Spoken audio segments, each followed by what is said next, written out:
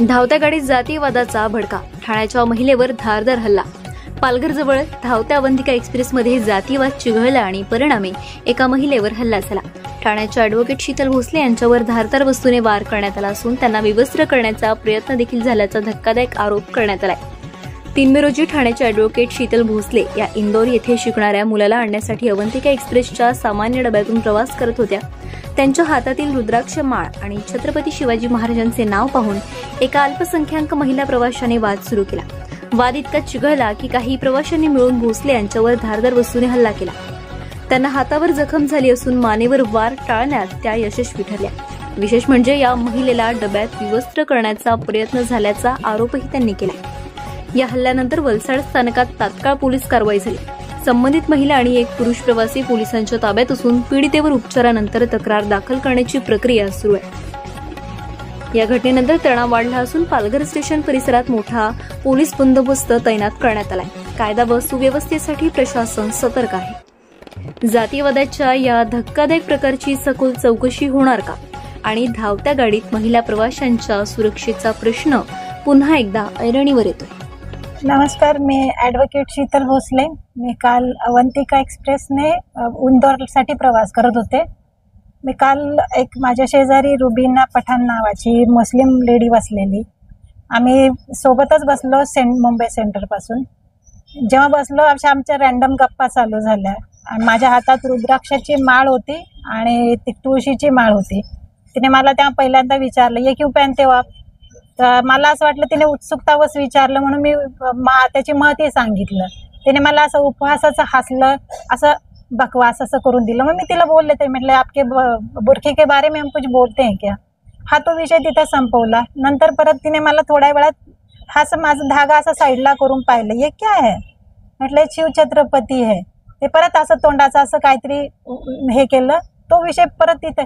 आणि नंतर परत मी थोड्या वेळाने आमचं म्हणजे थोड्या वेळात काहीतरी विषय निघायचे। मग मी म्हटलं माझा मुलगा गुरुकुलमध्ये शिकतो, आध्यात्मिक शिकतो। तर तिला एकंदरीत असं वाटत होतं ना की मी फारच हिंदुत्ववादी किंवा काय। तिने हा सगळा नंतर मग हा जेव्हा थोडा विषय वाढत चालला, ती कुठल्या तरी वेगळ्याच स्वरूपात घेत होती ह्या माझ्या सगळ्या विषयांना।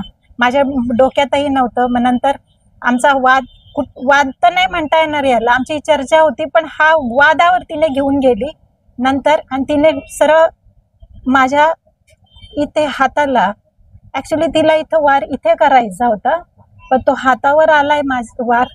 तिने माझ्या रिंग चोरली, तिने माझ्या पर्समधले पैसे पण चोरले, शिवाय अजून बऱ्याचशा अशा छोट्या मोठ्या गोष्टी होत्या, ते मला आता लक्षात पण नाही। मी हे सगळं स्टेटमेंट ऑलरेडी पोलीस स्टेशनला दिलं होतं, पण काही कारणवश त्यांनी ही स्टोरी मला पुरवणी म्हणून द्यावी लागली। तर ते मी सांगू इच्छिते। माझं सगळं हे होतं की हा सगळा एकंदरीत धर्मावर माझ्या आघात होता। जर मी हा वार इथं वाचवला नसता तर हा वार माझ्या इथं नसेवर असता आणि आज मी कदाचित तुमच्या समोरही नसते। विवस्त्र करण्याचा प्रयत्न केला खरं आहे? हो, तिने जेव्हा म्हणजे मी त्यावेळी मी मंथली पिरियडमध्ये असल्या कारणाने मी हे करते, तिने मला सरळ आल्यावर हात लावला खाली। तर म्हणते मेरे आधार कार्ड पॅन कार्ड तुमने यहाँ पे छुपा के रखे। एक बेसिक कॉमन सी गोष्ट आहे, कोणी आधार पॅन एक मुस्लिम लेडीचं मी कायच करणार?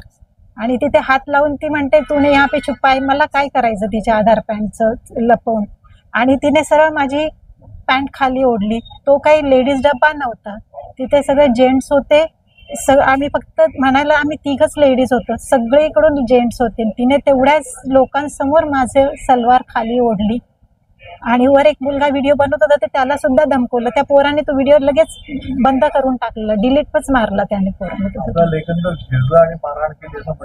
हो, अगदी हा पूर्ण, कारण आमच्या जेवढ्या बोगीमध्ये 10 वर समोर सगळे मुस्लिम जेंट्स होते, आम्ही 3घच लेडीज होतो।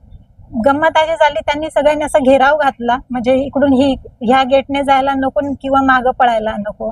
इकडून ही लेडीज मला मारायची की मी तिकडच्या विंडोवर जायचे, तिकडून तो जेंट्स तिच्यासोबत कोणी होता तो मारायचा तर मी या विंडोवर यायचे। त्यांचं दोघांचं काहीतरी संगनमत होतं।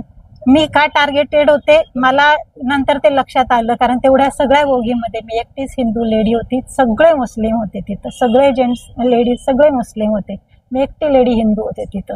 आणि त्यात माझे माळा बिळा हे असे प्रतीक होते. ही एक खुन्नस होती त्यांची, दुसरं काही नाही. ही विकृत मानसिकता होती त्यांची, ती त्यांनी ह्या रूपात दाखवून दिलेली आहे.